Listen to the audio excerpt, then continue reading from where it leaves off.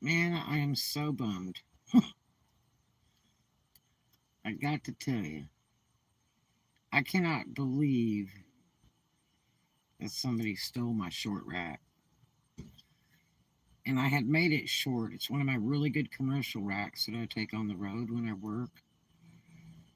It's really made well. And I made it a short rack so I could auction baby clothes and t-shirts and corsets and stuff. And I use it more than any of my other racks when I'm doing auctions. And somebody stole it today. I'm like so bummed. You have no clue. And I cannot afford to buy another one. I cannot. Not right now. I'm very pushed for money. Matter of fact, like food is hard to come by lately. Hey, hey, how you doing, Roxanne?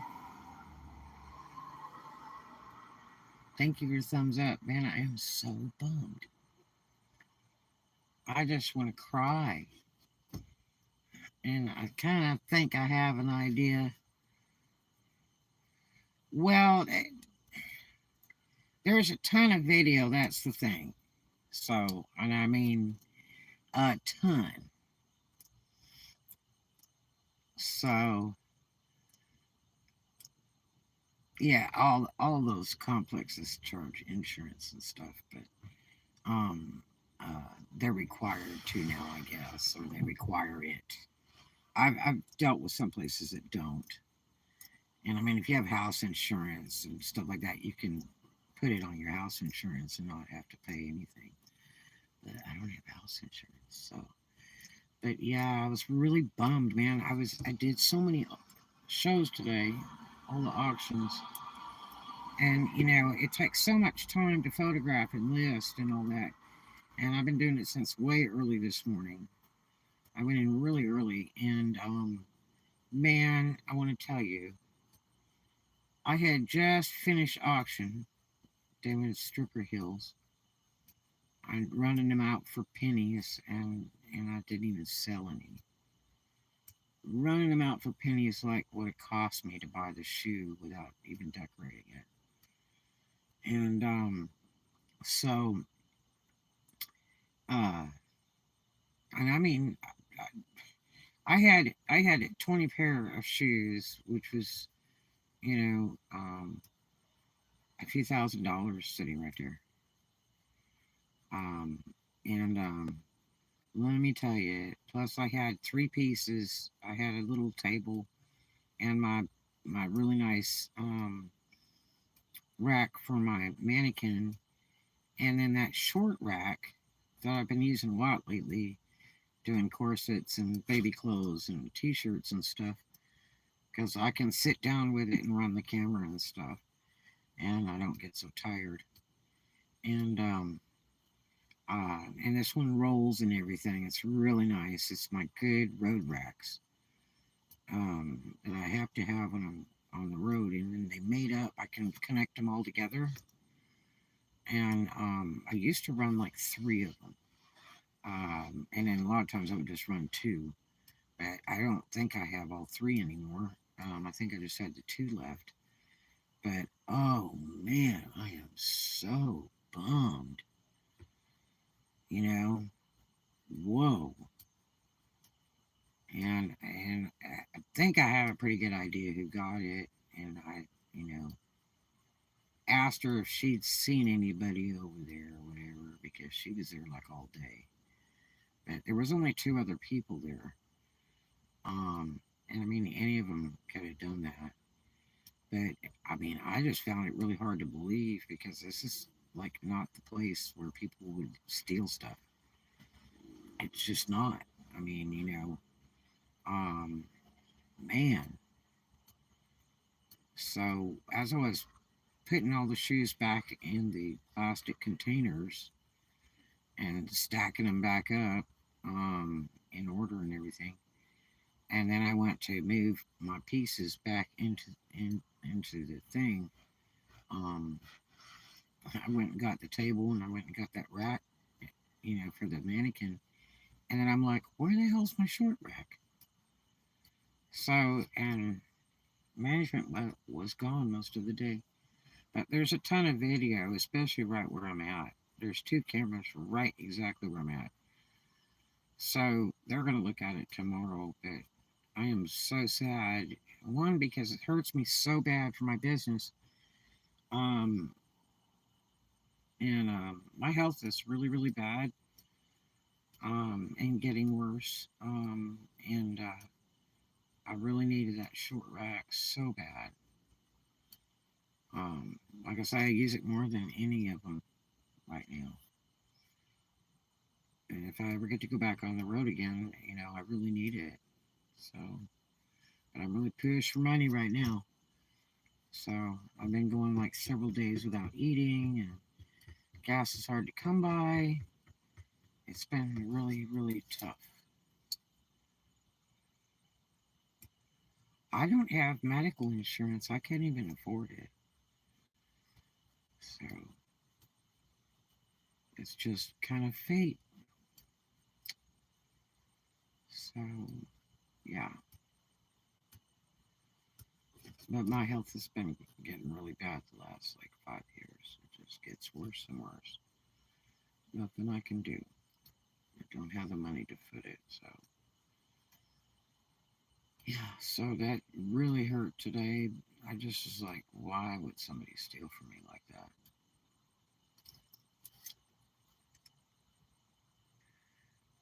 No, I'm not old enough to get Medicaid and all that other stuff. I've had two people make comment going, "Ooh, you could get Social Security." I'm like, no, I'm not that old.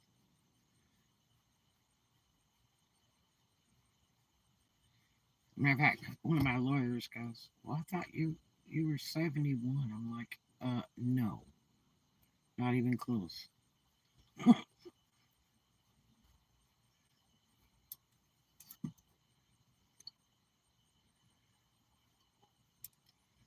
Yeah, well, I don't even have an address from to mail it to. So, I got rid of the P.O. box in Destin because the last complex with my office, um, I was talking to the manager lady there, and I said, well, I'm wondering if I need to, renew my P.O. box in Destin because they raise the price like $80 every 6 months. And so uh, um, she's like, no, I mean, we're fine with you, getting mail here, because I had an office there. And so there was lots of other people that were like living in storages that were getting mail there. And I was paying $1,000 a month in my office. So, um, you know, I qualified, that's for sure. So I only had a few things that came there anyway. If I ordered shoes or whatever, um, uh, you know, um, my bank statements. I've recently moved to over there just in the last couple months, and then my internet bill. That's about it. Yeah, you gotta have an address for everything. Even if you want to go get free food, you gotta have an address. You know, and you gotta have like a local driver's license and all this stuff. And I do not, and I'm not changing it right now because, I mean, I can. I had a Florida license for several years, but um, uh, the thing is, I don't like their car insurance at all, and I don't even know if I'm going to be staying in Florida. So it's very possible that I will relocate somewhere else. I just don't know yet. It just depends how much money I can. JobStack has had like no kind of jobs for several weeks. Oh my gosh. If they do have one, it's like really far away. Lately, a lot of them have been out at Picola and Panama City, and then some at, and it's just not worth the drive, the fuel and stuff. Um, so there's just like not a lot of work on JobStack at all. I mean, I get sent like three of them like almost once a week. It's just there's nothing. Now, a friend of mine that's been on there 5 years and he's already bailed off of it. He went and applied for a full time job at one of the places he likes to work a lot. So I don't know how that'll work out because he's one of those I might go in, I might not kind of guys. And if you go on, full or part time with a company, they want you to show up for your schedule. They just really nowadays they really do not tolerate if you call in, at all. They just get rid of you and hire somebody else. They don't care. But I mean, everybody's still paying pretty good, but you know. So I am just like so bummed, and my gym membership's all jacked up, and I've got to talk to them. They charged me 3 times in 1 month, and I want to change the membership up because it's problematic. I got Filipinos coming in, and I guess the J1s or whatever, and they don't know how to act. They're like small children, and there's like no peace going in the massage room.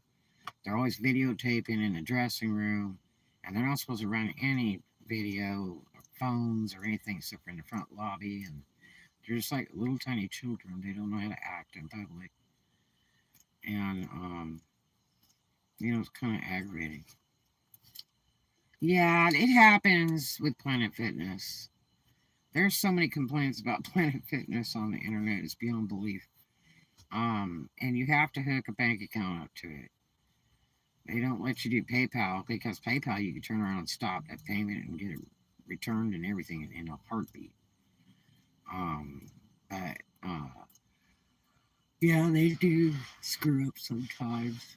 So they were supposed to give me credit and stuff, and I had the guy check like over a week ago, and he started pulling up all kinds of stuff on my account, and they never could do that before, or the people that worked there before couldn't.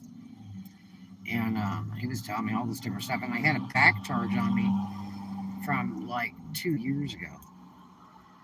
They claimed I owed like $20 or something. I'm like, no, because my membership's 25, and I think tax every month for the black card, the most expensive membership, which is good all over the states. I bought it so that I could use it all over the states when I'm working, you know, and you get all the extras with it. You get the massage tables and all that extra stuff, and tanning beds if you want to go in it. And I think I've done tanning bed like 3 times over there. I'm not a real big fan of tanning beds or the sun. It's really hard on your skin. It'll age you terrible. But yeah, so I've got to talk to the manager and get him straighten the thing out. I'm gonna drop it down to the $10 a month plan. I've already told him twice just to drop it down and just do it that way. I mean, how much more can they charge? I mean, when they heck me for $75 in 1 month, you know, that's a lot. If it was 30, three $10 charges, it wouldn't be so terrible. But that other way is like almost $100. So, yeah. So, that's something else I've got to deal with. But I don't know. But it's starting to cool down a little bit, which is really taking the edge off, man. I'm gonna tell you, I did not think I would survive through July and August, period. I thought that'd be the end of my life, boondocking in the car, for sure. And I made it through, actually. I'm really, really surprised. Very, very surprised. So, because I truly feared for my life. But, yeah, so, I mean, right now I'm trying to get this thing rolling on whatnot. eBay's just so slow. Oh my gosh. And it's slow for everybody, not just me. It is really strange. And they're saying that we're coming into the really good season. Well, I'd like to know when that is because I'm marking stuff down every day to pennies just to, recoup my money invested, and stuff is just not selling. So, and I even reduced a majority of my ads because I got tired of paying into eBay. Everybody's, all the big time sellers like, oh, you got to list every day. Well, I've been doing that for months, beating my brains into the wall, working 15, 17 hours a day, listing, listing, listing, listing. And, that stuff costs you 30 cents an ad, man. eBay does this thing. They claim they shadow dance your store if you don't list every single day. And man, I had more sales when I was killing ads, not renewing them. When it come up for renewal, I just end it and end it and end it and end it. Now I can relist it. It's still there. It's not deleted. But I just started killing them. I had 1,000 ads, and I just started killing them, and I was selling more every day as I was moving and relocating. I had sales every day, and it was like these people talk about you got to list, list, list, and I'm delisting, and had more sales than I'd had in months. But then it just kind of stops. So they give you 250 listings every month now, free, and I'm like at 279 right now. Um, I just list, one or two new stuff in the last few weeks, but I killed a bunch of ads today that were getting ready to renew today, and I'm just gonna keep doing it every day, and because I don't want to tag in my bank account because there's nothing in there to tag, and then they'll dump my account on eBay because my bank account will default. So I got to be careful, but um, I mean, I got two sales on whatnot yesterday. They were very small. And then I got one very small sale on eBay like 2 days ago. Um, but I mean, it's like I didn't have any sales for like 2 weeks on eBay. It was really strange. Um, so, yeah. And if I could get that whatnot cranking, I'd be doing well. But it just kind of seems like you got to really start at $1, and I can't afford that. I mean, there's a place where I can get stuff for $1, but the problem is that you know I've still got to pay house and whatnot, which is equivalent to eBay, and so I end up making 30 cents on a $1 sale. So if it sells for $1, all I'm gonna get is 30 cents. So it's kind of scary. But then again, I have a ton of stock, and it's just sitting there, and I'm paying rent on it. You know, most of my stock's so expensive. And that was the problem before when I was trying to get on whatnot because, I just sold way more expensive stuff than any of that stuff that was on there. But they've got so many more sellers now. Oh my God, they had about 14 before, and now they got hundreds and hundreds and hundreds of them. It's like they let the floodgates down, and then the app malfunctions a lot now because there's so many people on it between buyers and sellers. But I mean, most of the sellers don't sell what I sell. So I thought I was going to do real good today, but I did not. But again, it could be the time of day. And really, the best times is at daybreak, or late at night. But at late at night, the app is so slammed come nightfall. It just acts ridiculous when you're trying to work.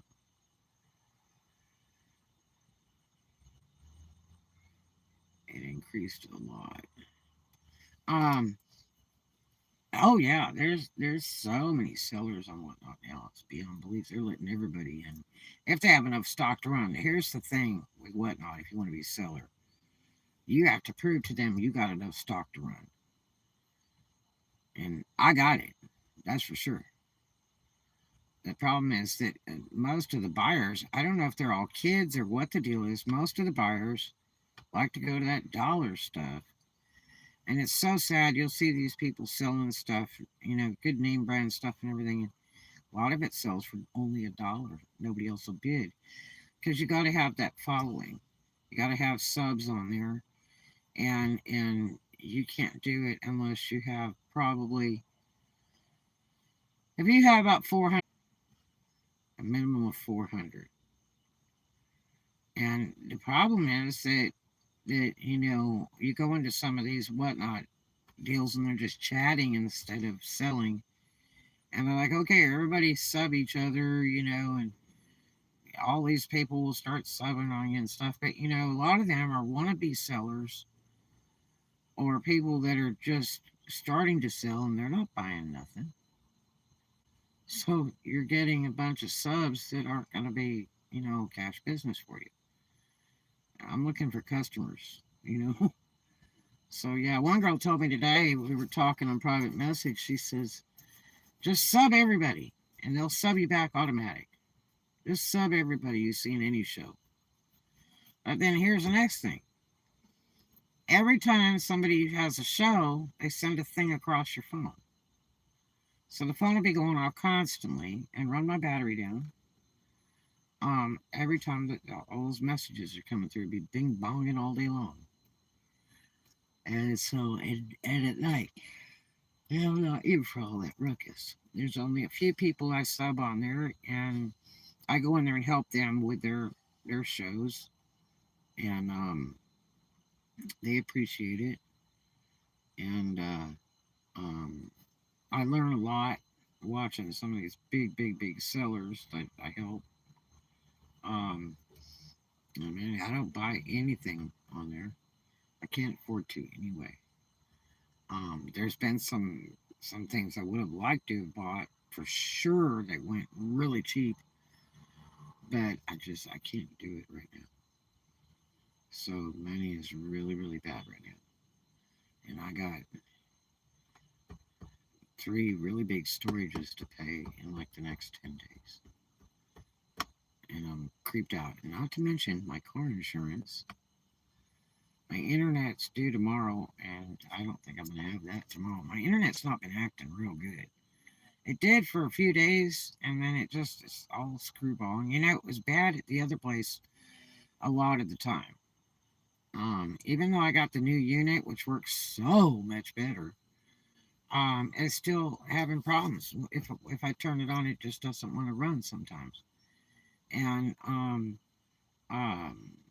you know, it's just I'm debating whether to just totally get rid of it because I'm riding on some other internet that's free, and it works pretty good.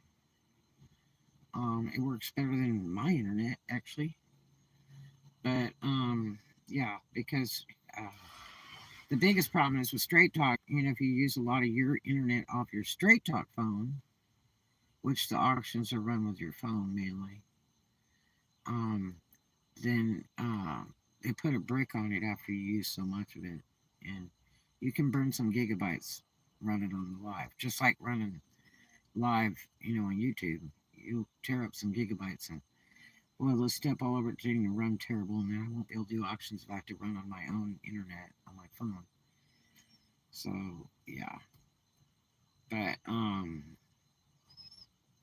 yeah, so but I mean it's interesting. There's some people that really make some huge money on there, but they had to develop it. I was just watching some YouTube vlogs of Elliot Sales. I didn't know he had a YouTube channel, and he does all that high end Louis Vuitton and all that stuff used.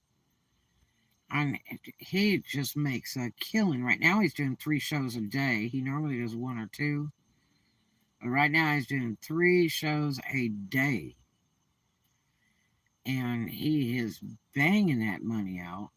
Makes nothing less than 1,000 a show, and man, it is hard to believe. But he's got a YouTube channel. It's very interesting. I watched a couple of the vlogs this evening. Very impressive. But like he said, you know, the thing is that, you know, you've got to get a following. And he said, you know, most sellers got to run everything at $1 till they start getting follows, you know, their subs. And, you know, I think he said it took him, you know, a few $1,000s to get his biz built up to where he could go in there and sell like he does. And he's like top seller and whatnot. He sells so much stuff. And what a character. Great show, super good entertainment. Elliot's Sales. And that's on whatnot and also on YouTube. Um, but um, yeah, so you know, I'm sitting here trying to figure it out because I'm trying to not do the dollar thing because all we get paid is 30 cents on that sucker. And I can't, I would just be in tears if I sold a bunch of stuff and every single thing went for $1. And I spent a couple hours on that sucker and I would just cry. I can't do it. Um, you know, now I've recently in the past couple months locked onto some really good products in the thrift area as far as thrifted clothing and high end, and done pretty well on that, but still, you know, a majority of it was not $1. Yeah, it's just you just got to keep lowering the price. Like I did camo the other day. I have, you know, a good bit of camo because that's a real big seller on eBay. I looked at some other stores and they're selling the devil out of it every day. And I'm like, man, I get camo all day long because I got military all around me. So, and then I got some that were in the auction storages too. So I've got, I don't know, probably 20, 30 pieces of camo that I've already washed and everything. And one of them I repaired. And so I've got some nice pieces. And, uh, I've tried to run that camo 2 or 3 times and I keep lowering the price. And so I was at $10 each piece. On the last show, I didn't sell any of it. So I'm gonna try a show tomorrow and run it at $5 each, which is really sad. But you know, I would hope it'll sell at $5 each, and I would at least get my money back because some of that I paid like close to $4 for each, and um, and then I picked up a couple pieces at the dollar sale here and there, but and then some came out storage auctions. So um, you know, but if I could get my money even at $5 a piece on that rack tomorrow, at least I'd have some kind of money coming in. And you get paid, I think it's 4 days after the customer gets the order. So, um, you know, it'll be tight. It'll be tight trying to get that money. I had a few orders before and they never paid me. They never paid me. They never paid me. And I'm like, God, how long is this supposed to take to get paid? So I sent him a message hoping I didn't piss him off. And they paid me on the first one I asked about in about 2 minutes flat. Just typed a message through the computer thing. And then I said, well, that was cool. Let me do the other one.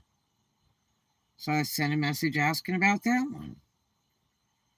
And they sent me the payment in about 30 seconds on the second one. I'm like, well, that's good. And they were really low sale. They were both under $10, but you know, at least I got my money. But yeah, there's something I guess screwball with the thing, or I didn't do something right, or something. Um, but yeah, so I don't know. There's another seller that's on there that sells really a lot, and he's been on over a year on whatnot. And he did a YouTube vlog just recently, I guess in the last week or two, and he was like, he had over $1,000 missing payments from whatnot that he found on his account. He went looking at everything, make sure it was paid. All of a sudden, year-old stuff, and till today, and he found all this stuff that wasn't paid, and started letting him know. But God, after a year, I think they wouldn't even refund, pay you your money. But yeah, I was like, whoa, so I better keep an eye on my stuff. And that's why I sent message, because after I watched that vlog, kind of creeped me out. But they paid me really fast, so that was nice. The one thing about Whatnot is you don't get returns on Whatnot. It's really hard to return something. So hopefully the seller's honest, when they sell it to you. And most of them are. There's people who sell broken stuff and that. And they'll tell you right there. They'll say, oh, it's scratched right here, or it has this mark on it, or, it doesn't work, but if you want to buy it, it's yours. And people will buy it. You would never believe the stuff people will buy. So, yeah, I got Elliot's, also Louis Vuitton, Gucci, and all that stuff, and Chanel, and all that high-end wallets and purses, men's and women's. And some of that stuff is just raggedy. And people will buy it all day long. I guess so they look like they have money if they're carrying a Louis Vuitton, wallet that's wore to hell. I mean, they'll buy it and they want it. I like all my stuff like brand new. I take care of my things and I like it brand new. When it starts looking worn, I don't want it anymore. But people will buy it, ragged out, man. And I've never been a big fan, especially of Louis Vuitton. No, sir. I do not like Louis Vuitton. That is the enemy of Gucci. I work for Gucci in Beverly Hills on Rodale Drive, and I'm going to tell you, Gucci is leather. And honestly, you're buying the name. You can buy, a pocketbook that's just like a Gucci.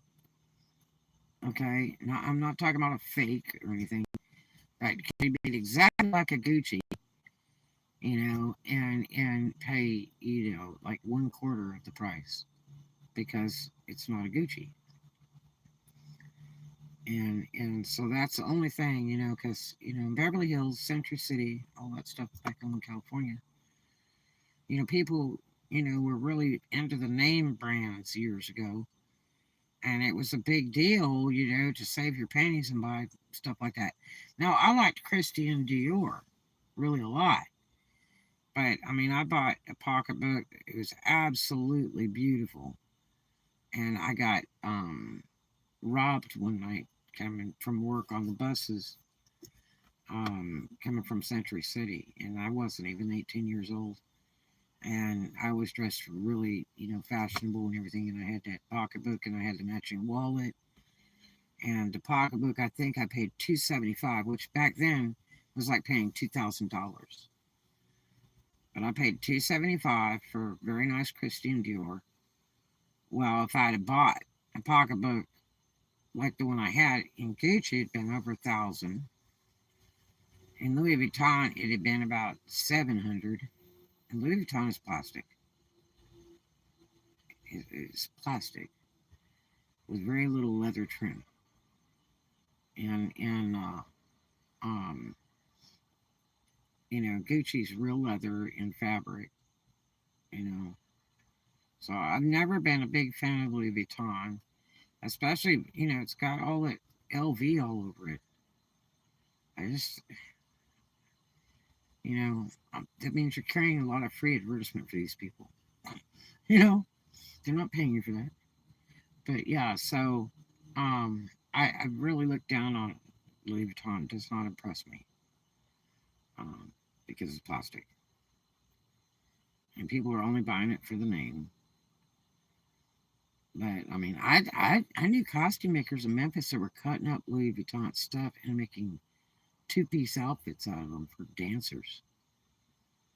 Yeah, and it's like, man, you must have money to be buying even a used Louis Vuitton duffel bag or whatever it is you're cutting those outfits up out of. You must have money, because even a used bag that's trashed in Vuitton are those big duffels. I mean, they're going for a kind of good bag. They're going for $900,000 for those big duffels, used. Yeah. So, but yeah, I've never been a big fan of Vuitton. But again, I really liked Dior because I liked the way it was built. It was leather and fabric. It was good looking, and I saved my pennies for it. And I was so proud when I got that pocketbook. And that was such a scary night. I was walking from the bus stop to the house. Only had to go about 3 blocks, about 9 o'clock at night, and some guy, I think he was Mexican, jumped me. And I was screaming and screaming and screaming. And some guy finally came out of his house and he goes, "Oh, I thought it was part of the movie I was watching." And I was in tears. I was fighting him. I guess he took my whole pocketbook and had my checkbook in there, my ID, everything. I mean, he even broke the strap on it, trying to pull it off of me and stuff. It was horrible. He, watched me get out the bus and followed me. That's what he did. So, yeah. So that was a real bummer. But I really, regret that purchase. I saved my pennies for that for like a year, setting money aside, because I wanted to get one. And it just depended on my sales, because I was selling clothing, brand clothing and stuff, for really big retailers, and I could sell. I could sell all day long. I knew product, I knew product, I knew styles. I attended Pret-a-Porter in downtown LA every year. Oh my gosh. Oh, oh every year. But yeah, so I don't know. But yeah, getting back to Elliot. Elliot's brilliant. And it's just he has such a good following that when he runs dollar wallets, he'll do dollar wallets, which are the beat up stuff. And it'd be Gucci, Louis Vuitton, and all that. And the people just bid away on this stuff. There's so many people bidding. You know, he just got 7K subs total today and whatnot. 7K, man alive. So that's horrendous. And most of them are repeat buyers. You would never believe the stuff, as he has his stuff listed in the store, and it's all the really high end, nice. I mean, almost perfect used Vuitton, Gucci, and Chanel, and all that stuff. And you have to pre-bid on it. And if you don't pre-bid the starting bid amount that he's got, which is in the hundreds, he's not even going to run it. He'll just keep doing those dollar wallets. And all those dollar wallets, I've only seen one time where one went for about $17. And all the rest of them, they're going 50, 100, 125, all day long, all day long. It is amazing.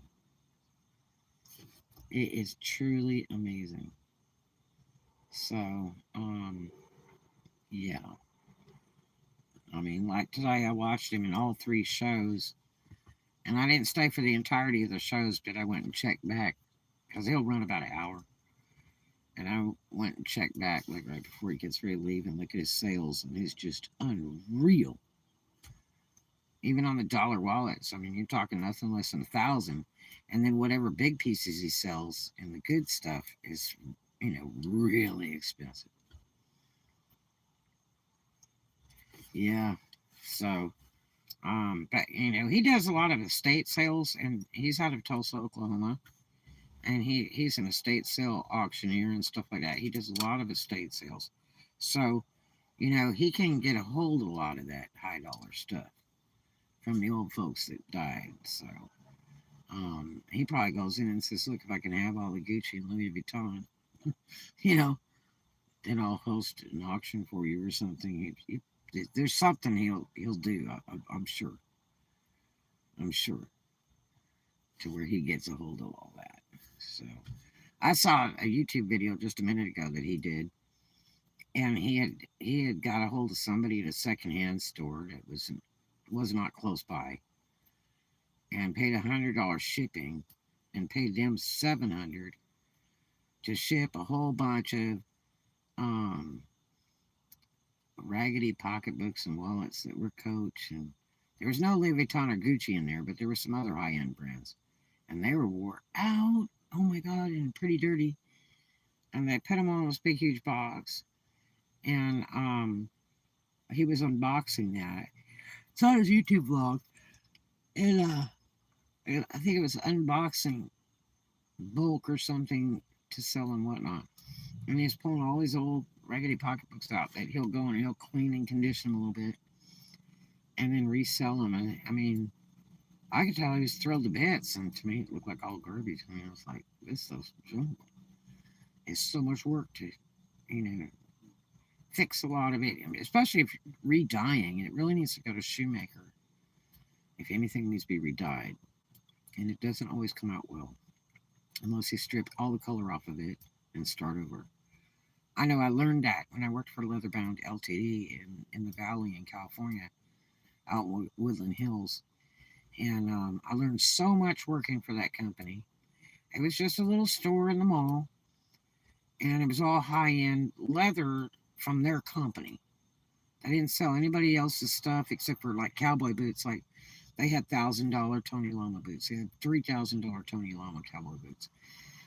They only sold about three different brands of boots, and they were so beautiful. And it was so hard to work around those things. They were just so beautiful, and people would actually buy them, just like $1,000 leather jackets. They were absolutely gorgeous, you know, with all the different leathers, with the cabretta, which is virtually waterproof. It looks like it's plastic, but it's cabretta, and it's the pores are so close on the fur on that animal that it becomes a waterproof leather, so you can wear it in the rain, the snow, everything won't hurt it. It's just naturally repellent. But they had so many beautiful, beautiful products. And I mean, they had everything from briefcases to wallets to leather clipboards. I bought my dad several pieces from there because I got a discount, and they were really nicely made leather things. And my dad was like the guy who has everything. So, you know, I used to find something in a store that I knew he didn't have, and I would buy it and I would bring it to him or mail it to him, you know, because he travels all the time. So, you know, I would spend big money, you know, hoping it was something he didn't have. And but yeah, I learned so much. One of the managers I worked with, she knew how to strip cowboy boots down and start over with them, and she showed me, and I learned so much. And it was using the products that we had because we had leather care products that we sold there. And so we didn't repair people's stuff. She brought her boyfriend's boots in, and they looked like they'd been on the farm. They were trashed up, and they were Justin's. And Justin isn't that great of a boot. Tony Lama is, though. But she brought these boots, and they just looked terrible. And I watched her work on those for like a week. And I couldn't believe when she stripped all the color off of them. I'm like, oh my gosh, because we had this chemical that was kind of like turpentine, and you use that to take all the color out, and this is leather. This is not a suede finish. A suede is a split skin. It's the furry kind, and it feels kind of furry. You have to do it with smooth leather. And I watched her strip all the color off those boots, and then do some additional cleaning to get marks and a bunch of stuff off, and then condition them. And we had this one, uh, like it's like a balm, and it had bacon fat in it, so stuff smelled like bacon when you put it on the item. Um, And I'm trying to think what it was called, dubbing or something. And it really worked good for bringing the leather back. I mean, you could take something that had been stepped on by the cows for days and thrown out in the rain for a year, and you could fix it. And uh, I watched her work on those boots, man. I couldn't believe, from what they looked like and then what she finished with. They looked just about like you could put them on the shelf in that store and put them up for sale. It was hard to believe. And I learned just so much working for that company. But we had really good products. Yeah, they were expensive, what you call high end. But it didn't say Gucci, Louis Vuitton, or anything like that. It was just really, really well made leather items. And I mean, we had skirts, we had shirts, we had jackets, we had boots. I mean, tons of boots. We must have sold, I think, like 60 different boots they had in that store of men's and women's. And they were all really, really nice. Yeah, it was a great company. I learned really, really a lot working for them. And because leather is hard to learn, and you really need to leave it up to the shoemakers. They are so good, and they're so worth every penny you pay them. If you ever go to a shoemaker and you say, "Hey, how much do you charge fixes?" They're worth every penny. I'm going to tell you. Some of them got kind of high. That some of them in Dothan got really high in only a few years, and I would never use them again. Um, but uh, you know, some of the older shoemakers that have been around don't raise their prices like that. But they're worth the money, 100%. Because you don't have to go out and buy the products or anything. They know exactly how to fix it up. They'll tell you honestly if they can fix it or not, or if they can kind of get to it and make it a little better. They'll be pretty honest with you, and they're going to tell you price before they start it, and they're going to tell you how long they're going to have it. You know, and it's really worth it if you don't know how to do the stuff. I know how to do 95% of any leather work, and whether it be suede or leather, and well, they're both leather, but suede is a split skin of leather. But they take a skin and they split it in half. It's like slicing it like slicing a piece of bread into two. And then the two sides are furry. That's what makes suede. It doesn't come off the animal looking like that. It's a split skin, whether it be cowhide or anything. But yeah, so um, uh, I learned so much. I really did. I'm really glad I worked for that company. They paid me very, very well. I think that was one of those where we got commission versus payroll, or maybe we only got commission. I can't remember how that went. But we had a ongoing daily contest, and I worked with some pretty cutthroat people. We only had like 3 or 4 people on the floor at a time, and man, I'm gonna tell you, it was very competitive to sell in there. Very competitive. Every day it was like who's got the sales. And one guy was in there. He wore braces and he used to dress real professional, and he was like a little kid, and had glasses on. I can't remember how old he was, but he was a real hot dog salesperson. And then the top salesperson was one of the managers. She was a girl. But a lot of times I beat them because I could sell. I could sell. I knew product. And, that's the biggest thing when you're trying to sell something is to convince the customer that it's worth every penny. And you have to really believe in the product you're selling. If it's a crap product, it's not even worth you working there because you don't. I don't want to sell anything and lie. I want to tell them the truth, and I want it to be a good product because if some crap that falls apart, they're going to come back and they're going to say, "Man, I spent $300 on the thing and fell apart." I don't want to work for any company that sells stuff like that, you know. Um, and I don't want any hard feelings from anybody.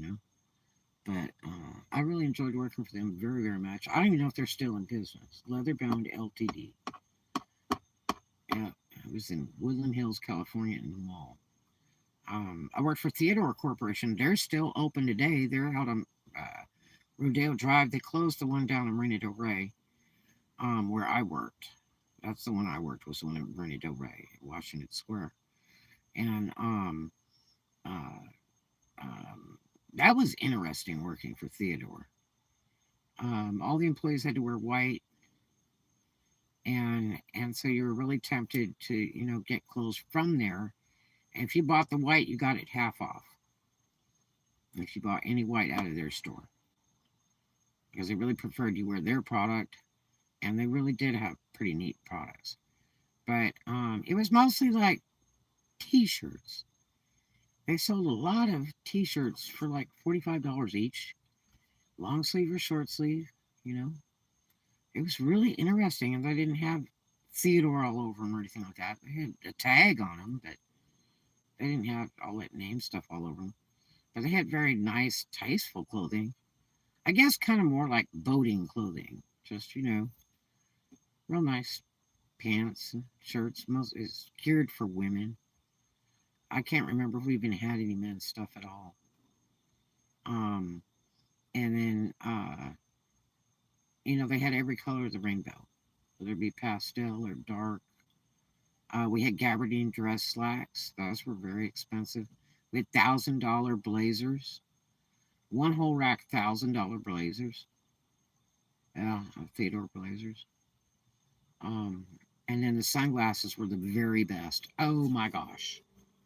Oh my gosh, they look like all Chanel stuff or something. Just really nice aviator and oversized glasses. And you weren't going to pay less than $100 for a pair of their sunglasses. And but they're still in business today. I don't think Herbert Fink, who was the owner back then, I don't think he's still alive, because he was pretty old when I worked for him. But Herbert Fink was the original founder of Theodore that they still sell today. They still have a store out in Beverly Hills, and I'm not sure how many others they have in California, but that one on Rodale Drive's been there forever and a day. But it still exists. So I saw somebody online the other day that said, "Oh, this is a Theodore." It may have been a Whatnot. They said, "Oh, this is a Theodore." I don't know what that is. I'm like, Theodore? I worked for Theodore. They used to pay my taxi, okay, from high school. From high school. If I would come to work,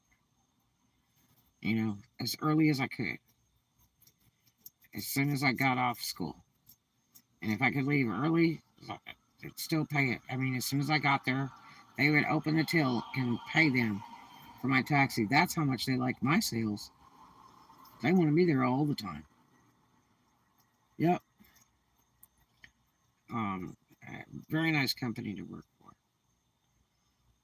Easy job, very easy job. That was a very slow paced store. Now working Rodale Drive, oh my gosh, Rodale Drive is always open late. Um, at least midnight. I worked Britannia on Rodale Drive, selling high end jeans. I mean, some of those jeans were $250, and I actually bought a pair of $250 jeans. They were like half off to me because I was an employee, and they were from Europe. But the cut was so bad. I've had them for years and years. They were stolen in the other storages. They were such a terrible fitting jean, and and I laughed because it was like people were like, "Man, I like those jeans," and I'm like, "They're $250. Isn't that hilarious?" And they're just jeans. I thought they were so funny. Yeah, but I just bought them because it was hilarious. I just couldn't imagine a pair of jeans for $250. But yeah, so now the Britannia store, we get slow for a few hours. I remember sleeping standing up because you had to be on the floor all the time. If you're a salesperson, you had to be on that floor. And I truly remember sleeping standing up. Yep, yep, till customer would come in. And You'd have like 9 salespeople on the floor back then in the Britannia store. And it wasn't that big of a store. I worked Harrison Frank downtown on the Wilshire, America Mall district. Harrison Frank Clothiers, really big men's clothing store. And I worked with a bunch of Jewish folks, and mostly all men. I was the only girl selling there, and they hated that I was selling there. And I used to get customers easy because I was a girl. A guy will always talk to a girl all day long before you talk to some 80-year-old Jewish dude. You know what I mean? And I could sell, sell, and sell. And we had tailors on board there. So when you sold a suit, the sleeves and the hems, were not done. So you had to literally pin the stuff up and get it ready for the tailor while the person was wearing it. And then you take it upstairs to the tailor, and that was another elderly Jewish dude that really knew how to sew. And they would finish it up, and then the customer would come pick it up, a couple days or a week later. And uh, I used to sell the devil out of men's clothes over there. Oh my gosh, but man, all those old dudes I worked with hated me. They absolutely resented the fact that I was there 100%. But, the managers and everybody in the owner was happy as hell with me. It was like, it was like walking into a den of wolves, man. It was like, oh, these people hate me. But, I was going to do my job no matter what. And it was all about the money. I think that was another one that was commission versus payroll. Some of them were commission and payroll. Some were commission versus payroll, which you get one or the other, you know, like whichever's higher. And then some of them are only commission, which has got to be illegal. But I still sold. I was going to sell, man. There was no way I was going to be going home with no pay. Um, and I stayed in it for a long time, especially when the liquor business went bad in California, when that food and beverage got really strange.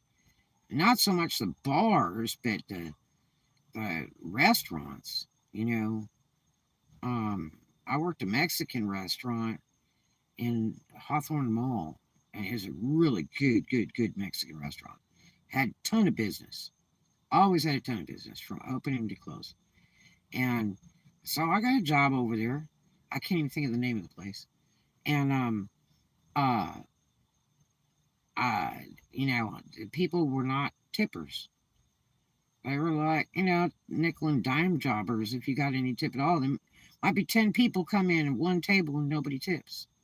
And I mean, you're waiting on them like hand and foot, like a black slave or something. I mean, you are waiting on them hand and foot, kissing butt.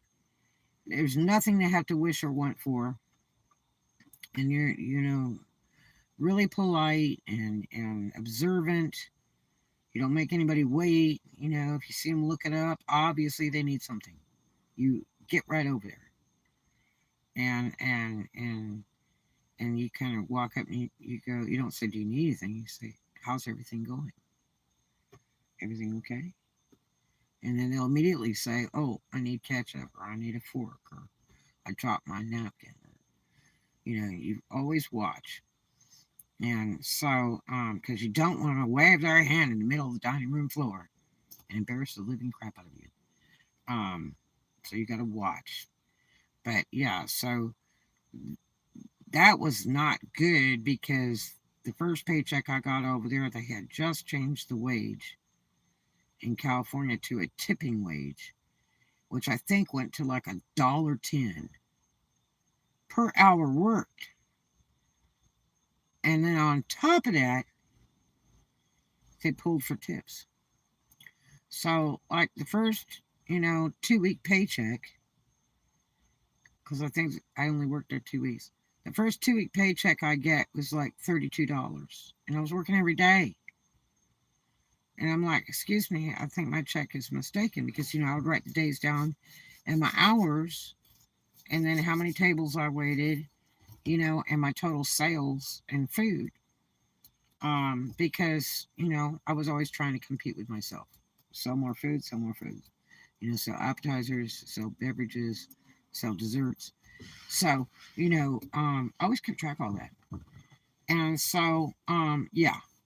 And so, you know, my check comes and it was like 30 or $40 for 2 weeks. Like, excuse me, I believe my check is mistaken. You don't want to be a butthead, you want to be polite, and you're hoping that they're going to research that and rectify it and give you the rest of your money, the next day or two, because they got to cut an additional check or take the one you got. But no, they proceeded to explain to me while I was on shift that nope, that check is correct. And I'm like, but it can't be because here's the list of my hours and the days I worked, and the payroll period cuts off here and here. And then here is, um, how many tables I waited on. And they're like, right. And so your total sales on the tables for this one day was this. Your total sales for the next day was this. And I'm like, right, I've got that.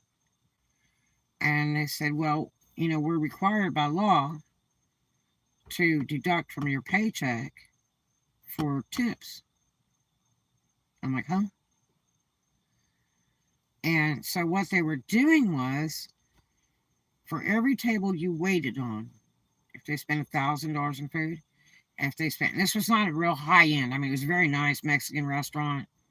It wasn't some to go junk. It was a dinner house, but it wasn't like eating in Beverly Hills price. Okay, so um, it was a medium price place. You know what I mean? Where $20 you could feed 3 people. Okay, back then, and so you get a table with 10, 12, 15 people, you know, and it's a horrendous bill. And I always liked the big stuff. I'd take it in a heartbeat, you know, because I could remember everybody's order. I didn't have to use paper. I could remember it in my mind. I go around the table clockwise, and I remember it in my mind. Everything they ordered. I didn't have to write a damn thing down. Okay, and until I, went to the kitchen to write a check to put up on the rack for the chef to make. Okay, they didn't enter computers back then. You had to write a check, and so uh, in the latter years, it came up, with those little kiosk ones where you key it all in on a screen, and it's a touch screen thing, and it automatically sends to the kitchen and all that stuff. So anyway, um, uh, they're like, yeah, so you sold, this much food this day and this much food the next day, and then we have to take a percentage of that, which is what the tip would be. I'm like, huh? And some of those big tables, they don't leave you but $2 or $3. They might have 10 or 15 people. Okay, people are cheap tippers in California unless they're in a bar. I had a very dear friend of mine that I used to go out with a lot as friends, just as friends. My friend bald-headed Fred, Fred Ruff. I don't believe he's still alive anymore. He worked at Northrop for years, engineer, and he just had the biggest crush on me for years. I didn't find out till after I left California. He said, out of all the people I ever knew, I would have loved to marry you. And I was like, oh my gosh. Because I would never marry somebody like that. We were best friends. He wasn't my kind of dude, you know what I mean? But we were very best friends. He came to every house I ever lived in, day or night, dropped in, whatever, wanted to take me out for, some pie at Denny's late at night when all the restaurants were closed, or take me out for a dinner. It was just, really great people to visit with. Really nice guy and very smart. And so, anyway, the times that I went out with Fred, I always had to wait till he got up and started walking towards the door so I could throw more money on the table without him seeing. because he was one of those that like calculates the bill. So, if he spends $20, he's going to leave like 75-cent tip. You know what I mean? He's going to go by the normal percentage of what you would tip service people. And I worked in food and beverage forever, and you love good tips. If you go to a club where a friend works, your friend who's a bartender or waitress or, an owner, you always tip good because they're going to come to where you work and tip you really good. It's kind of a courtesy thing. Plus, you get a lot of free stuff. So you always want to take care of the folks. And it's like a good luck thing, you know. So I just, and plus it's, when they changed that wage to that $1.10, whatever it was, tipping wage, um, these people aren't making any money. I don't care if they're working at Denny's or a mid-grade dinner house or a high-grade dinner house. They're not making any money. They're working for nothing. And today they're still tipping wage all over the states, which is way lower than minimum wage, trust me. But not everybody's making that money. And so, I would turn around, I'd throw money on that table when Fred was headed towards the door. And he never caught me doing it. But he would tip, just pennies to his service person. And I would turn around and throw, $3, $5, $10 on the table. And put a glass on top of it to make sure nobody walked by and stole it. Because it embarrassed me, for one. And two, I felt sorry for anybody in business because I knew what the tip wage was. It was disgusting. You work 8-hour shift, you're going to get paid $8 after they take taxes out of it and everything. That's not even counting your food sales. Like that Mexican restaurant did me. I was like, you've lost your mind. Now, they weren't doing that in the bar rooms. You got paid by the shift. Whether you got it under the table or over the table, you were paid by the shift. And that was anywhere from $40 to $75 to, when I worked at Candy Canyon, I made way over $100 a shift. That was out in the valley. It was a big discotheque place. And it only opened at night. And that place was a banging place. It was tiny. But they stuffed more people in that building. I think we had 400 people in that little tiny place. Oh my gosh. It was the bangingest place to go. And the tips were horrendous, but you always had to split them with the bartender. And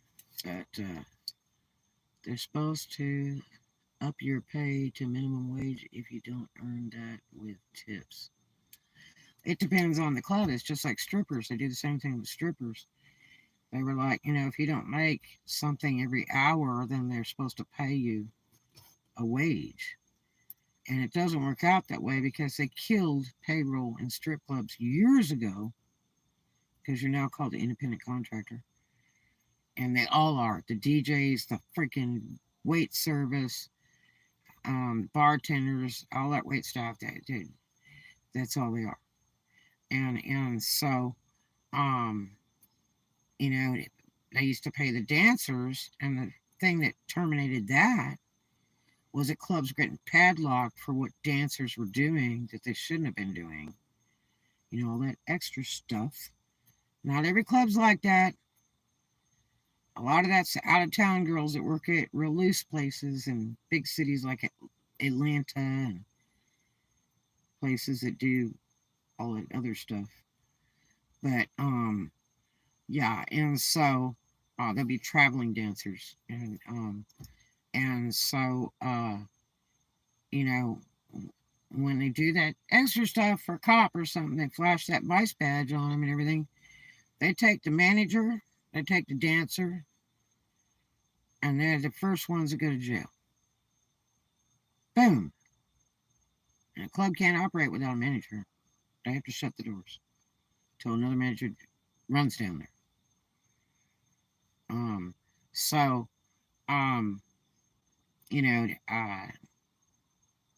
The clubs figured out that if they stopped paying payroll, they were no longer an employee of the business. They were merely a subcontractor So they didn't have to take complete and total liability, but still they were taking managers to jail for what girls would do. It didn't totally erase it, but they wouldn't padlock the club when they took the payroll part away. They would not padlock the club because they were not an employee of the club. So the biggest thing lately in the past like 10 years has been the argument of paying house and fees to the doorman, all these fees that are required for tipping, what you would normally do anyway if you're a lady. You take care of all the folks, especially on your good nights. You really take care of the folks because it's a tradition. But a lot of these cheapos, they want to take all their money home and not pay anybody. And these people don't work for free. They don't get a paycheck. They work on tips. Your DJs, your door guys, your dohos, the only ones that really get paid are the managers. And usually that's a cut of how many girls pay house. So the more girls they can get working, the more pay they get. But yeah, so that's the way they do it. But a lot of girls started suing the clubs, claiming, a lot of times they don't make any money and still required to pay minimal fees, minimal tip outs to everybody, whether they have it or not. They have to pay it, or they don't come back to work. So if you can't make your payouts, you don't have a job. You will never come back. So you got to call somebody, borrow the money, whatever, borrow it from another girl, whatever you got to do. But you got to tip and pay everybody out. And so that's what they're suing over now because they, you know, they they regret paying huge amounts of money to the clubs according to how much money they made. But I mean, it's like you can't do what you're doing in those clubs as a straight dancer without doing extra stuff. You can't do that in your house. You can't do that at a hotel. The structure of those strip clubs is really well done. It has video cameras. There's lots of security. There's people watching. You have a lot of people around you. Usually nothing really crazy is going to happen. Usually. It's very, very rare. I've seen some odd things on occasion in clubs through the years, but there's just so many people and so many eyes and so much going on that it would be totally rare for anything to happen in a good structured club. Okay? They have so much video inside it now, so much security, and these security guys are paid to pay attention. They're tipped by the girls even. It's really, really important. So, um, you know, that that's what the girls were suing over because they were having to pay all these different tip outs to everybody, which can be really expensive. I mean, it's not cheap working a strip club at all. Not at all. Your house fees, the day versus night fees, your DJ fees. Some places you got to tip the waitress and the bartender, too, and which is kind of sucky. And then some places make you pay house plus a cut of how many dances you do. Some make you pay only by the dance. And no house fee. And that can get really pricey. If you have to work a club that's only by the dance, they're actually making more than if they charged a flat house fee than these other clubs. And so, um, it's like in Memphis, we had some clubs that charged by the dance and some that you just paid house. And then some that were both. And you did both at the same time. The cut of your dances and then, house fee. And then all your other fees, your DJs and the bar or whatever it is, your manager. If you didn't tip your manager, you were dead meat. Most of the time you come to want to work, and they wouldn't even let you work unless they had nobody working. If you tipped a manager, it was like gold. You could walk in late, you could walk in any day or night, and they would go, just go get your clothes on and go. And if you wanted to leave early, you could go. If you had enough cash on hand to tip that manager so that you could leave. Because all of a sudden you wanted to go. Um, so uh, that's what they'd been sitting on the last 10 years because girls thought, well, this is bullcrap. I should be getting paid minimum wage for all those days that I worked and didn't make any money, had to pay all those house fees. And I said, be careful where you step. Because, if you get blackballed out of one club, they'll just call all the other clubs in the area and you won't be able to work anywhere. You have to move to a whole nother city and sometimes a whole nother state because they're really tight. All those managers from all those different clubs and stuff, they don't even have to be the same owner. Those suckers will be on the phone in a heartbeat going, say, if Daisy comes over there for a job, don't hire her, and I'll tell you why. And that's what they'll do, you know? Um, and so you don't want to burn your butt, but that's what they ended up doing. And a lot of it ended up closing clubs down. That's where you see a lot of the headlines where this club was closed down because, 15 girls sued for minimum wage. And this has been going on all over the states the last 10 years. There are so many clubs that folded over that. It's beyond belief. So you took and put, a big time club out of business playing that game, but you also burned your butt because now the club no longer exists. And guess how many people that owner's going to call after you just put him out of business? He will call every club owner in the area and go, so-and-so sued me. And they're like, really? So guess what? The other club doesn't want you to work for them. They know who you are before you walked in the door. They know your real name and your stage name. And they're going to go, we don't have any work today. You check back. Or we got plenty of girls. They don't want you because you're a threat because you sued one club. So they don't want you to sue theirs. So you're just blackballed out of the freaking area, man. So you have to watch where you step. Do you really want to do that? It'd have been better if you just shut your mouth and moved on. Because you just screwed up big time. I mean, I knew girls that were filing welfare. I watched girls that go, man, it's slow tonight. I'm sure glad my food stamps come around. I'm like, mother of God. And this is some joker that makes $500, $1,000 a night normally, right? And they're getting food stamps? Are you kidding? I've seen it year after year after year. Crazy crap like that. If they ever catch you, and a lot of times they come into the strip clubs, if they see you dancing on stage and you are a welfare recipient, that they know that party's over. That's federal, man. You are so done. All done. And that's before they had phones to take pictures.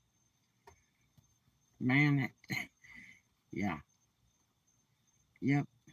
So, yeah, it's changed for years. I couldn't believe how low when I worked in Grapevine, Texas, just a couple years ago, when I was sent up there for corporate I worked for. I couldn't believe how low minimum wage was, much less tipping wage. I mean, their flipping tipping wage was like age-old California tipping wage. It was beyond belief that people in all these restaurants were working for that kind of money. I couldn't believe it. I could not believe it. It was so low. But I mean, wages are different in all our states. You know where the highest unemployment is? Massachusetts. They have the highest pay weekly unemployment. If you file for unemployment, you make bank over there. Yeah. But it depends if you like that kind of weather. Massachusetts is pretty, but that's a nasty sucker come winter or fall. Woo! Man, I've been there, I know. Yeah. Great food, but great scenery, but man, it's too cold. But yeah, so, I don't know. I just don't know. It's kind of a mild night. I gotta go drive here a little bit to go get to my spot and go nighty night pretty soon. I'm tired. I haven't had a whole lot of sleep the past few days. I've been getting up really early in the morning and definitely not getting enough sleep. And can't go back to sleep. I mean, wide awake. I don't know why. Probably because of worry.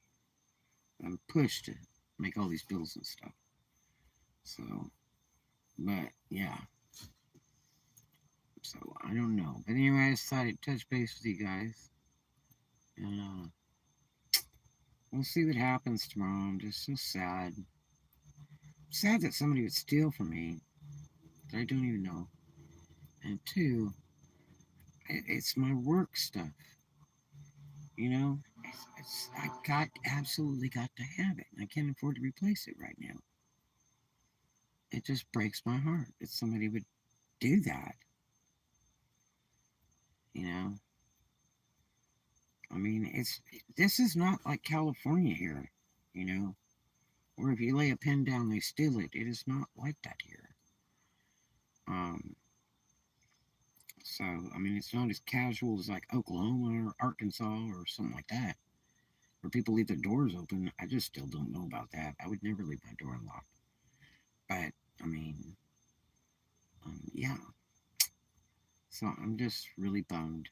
I really need that rack for my work, for my auctions, plus for my work on the road.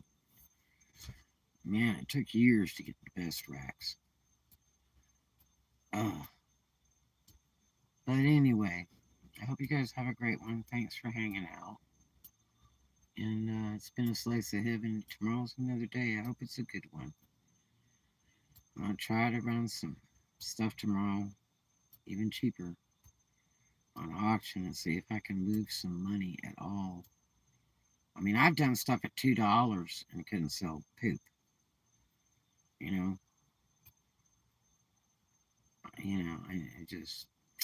I got tons of stuff. I have tons of actually used stuff that I have purchased recently in several months. So, that's not a humongous loss if I sell it, close to what I paid for it. But at least I get my money back. But it's going to be tight. We'll see what happens. But you guys have a great one too. And I love you very much. And thanks for hanging out with me. Um, and we'll see what tomorrow brings. I hope it's a happy and blessed and profitable day. And I hope it is for you too. All right. You guys have a great one. I love you. See you in the next one.